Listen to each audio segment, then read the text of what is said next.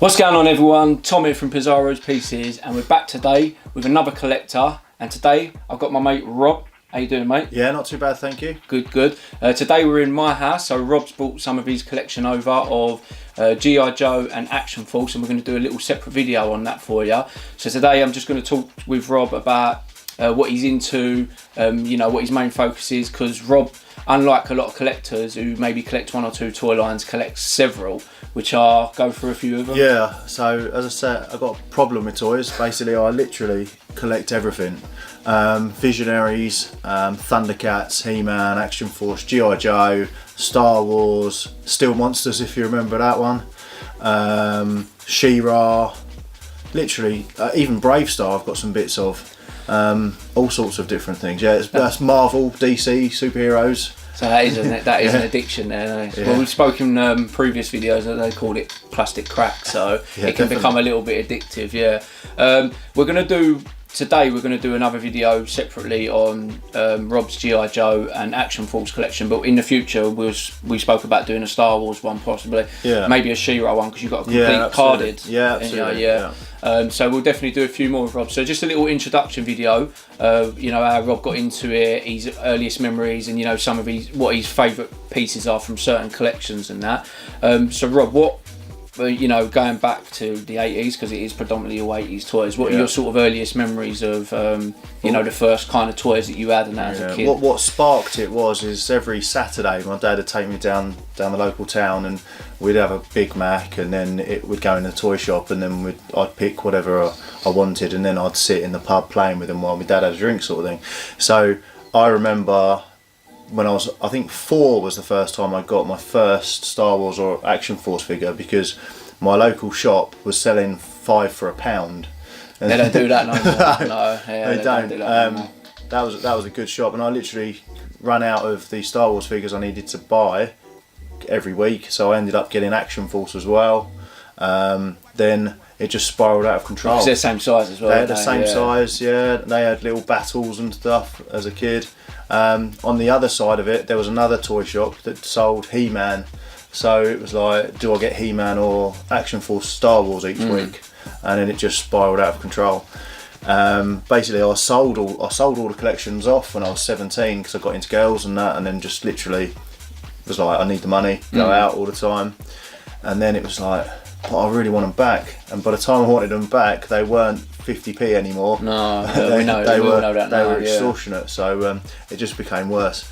And because I buy and sell, I just got some really nice stuff, and then I got some like really quite rare stuff, and it sparked out of control. I just wanted more and more, and it was like, I need to have a complete collection. So it's like an accumulation of collecting over what, probably like last 15 plus years, really, isn't it? Well, I didn't sell Star Wars or Action Force, but I sold all the He-Man lines and stuff like that, and then so I've been collecting that for 30 years.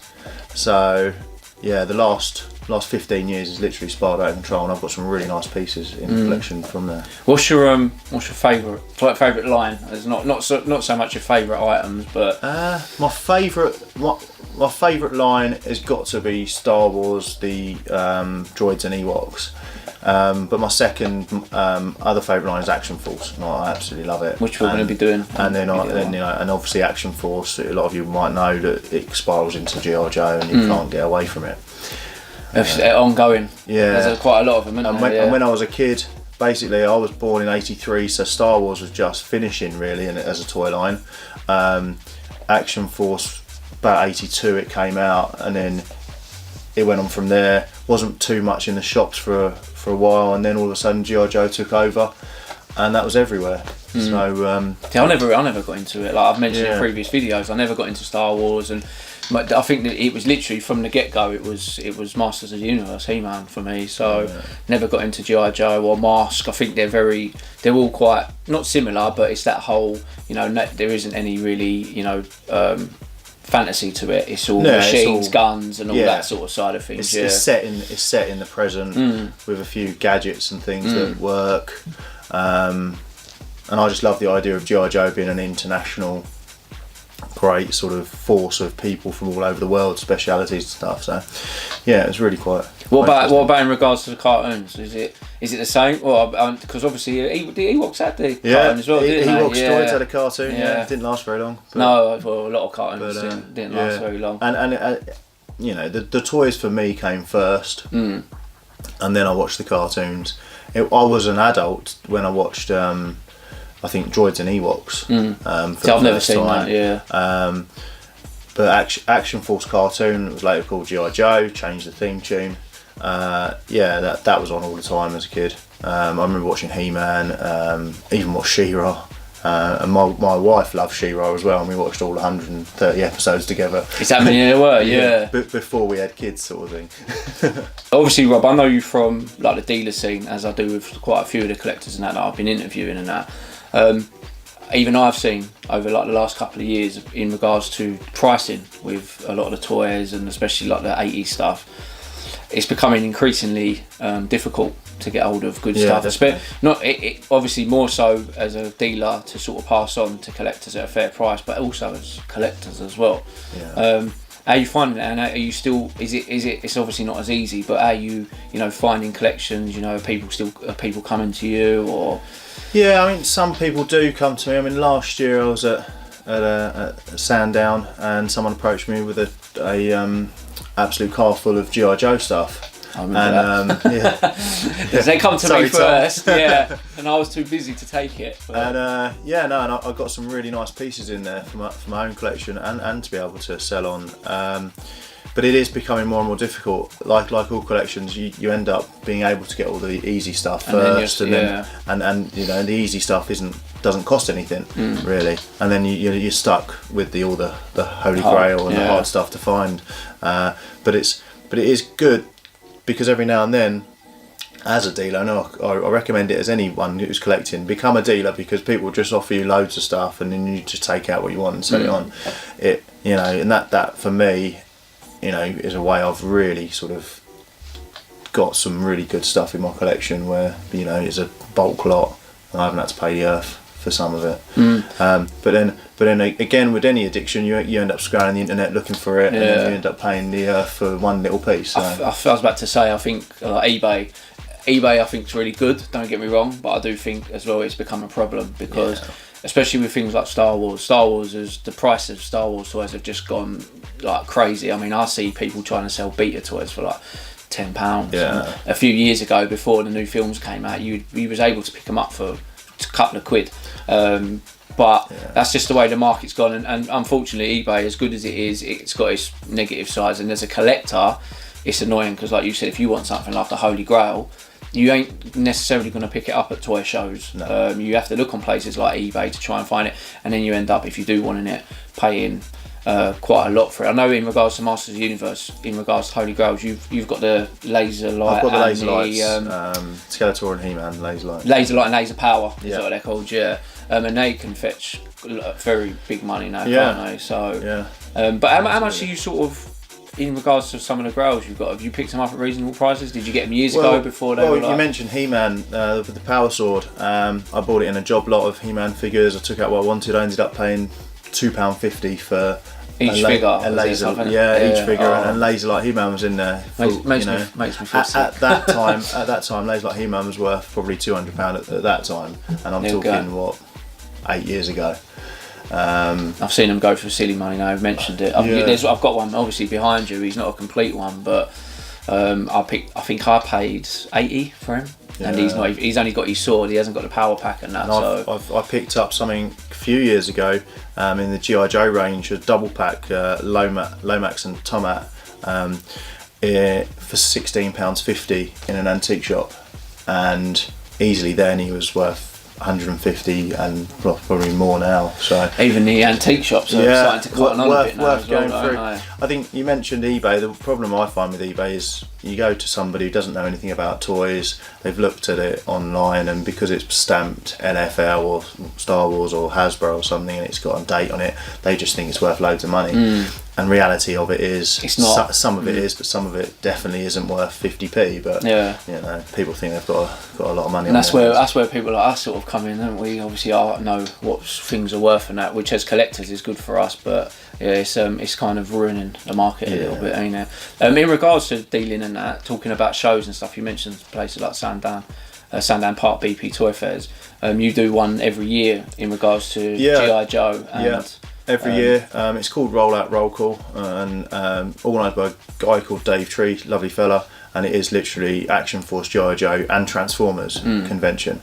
I haven't heard any details about this year's one, but it's always a great fun place to go, find those bits. I mean, myself, I sell lots of G.I. Joe weapons because as a collector myself, I'd want to go and find somebody who was selling the little piece of plastic that completed my figure, and that's what I try and do as a dealer, help other people collect, and reasonable price as well. Good stuff. Right, last thing I'm going to ask you before we disappear. Well, how would you, in regards to people out there, new people like the younger gen, because obviously me and you are in our 30s now, so people who are perhaps in their 20s and that looking at collecting, the things have changed massively in the collection market. I say a lot of stuff that comes out now is massively mass produced, you know, like the Star Wars toys, WWE, Marvel Legends and things like that. What sort of recommendations would you give to any fledgling collector out there who'd want to collect? Is it a case of, is there a mindset that you collect because you think it might be worth 100 quid in the future, or is it a mindset you collect because I like it, the way we kind of are the 80s kids? There's two elements to that. So as a collector, you should always collect what you like, no point having it otherwise. The other thing, if you're going to do it as an investment, collect those exclusive things. So at the moment there's a black series, it's 3.5 inch figure in Asda. They're only available in Asda and Walmart for the Star Wars line, so those are exclusives to that shop. There's been other packs at the moment for Rogue One and Star Wars. They're exclusive to certain shops. If you are limited with funds, if you've got an X amount of funds and you just buy it all, then that's because you're just addicted to buying it. But yeah, so there's two things really. If you want it as an investment, get the exclusive stuff that you couldn't get in every run-of-the-mill shop. And always get stuff that you're actually into. Yeah, and get stuff you're into. G.I. Joe unfortunately isn't sold in the UK anymore. I don't know why. As you keep telling me, now I'm going to America a week Monday. Rob keeps pumping it into me about if I see any G.I. Joes out there. So it's not available in the UK. But yeah, as I say, just get those exclusives or whatever you like, and who's to judge you on your own collections. That's it. Good stuff. Right, thanks for coming along, mate. So we're going to do another video with Rob showcasing some of his Action Force and G.I. Joe collection. We'll also do a few videos in the future in regards to the Star Wars Ewok. What's it called? Animated, is it? Yeah, it's animated. The Adventures of the Ewoks, or Ewoks Adventures, or something. And then it's the Droids one as well. Tales or something like that. It's and have you got all of them? I've got all the released Droids and Ewoks figures. I also have the custom unproduced second line they never did. And they're awesome. They are only customs because if I was to get the prototypes, I'd be looking at silly money. But you wouldn't be sitting here with me, would you? No, I wouldn't. No, I'd be in America myself or Canada or somewhere. No, that's good. All right then, that's excellent. So yeah, we'll do a video on that, and Rob can probably pull out some of his vintage Star Wars because I'm yet to do a video on vintage Star Wars as well. So thanks for watching, people. So look out for part 2. Like I said, it's going to be a G.I. Joe and Action Force video showcasing some of Rob's better pieces. Don't forget to subscribe. If you've got any comments, leave them in the box below. You can catch me on Instagram, Facebook and Twitter at Pizarro's Pieces. Until next time, see you soon. Bye.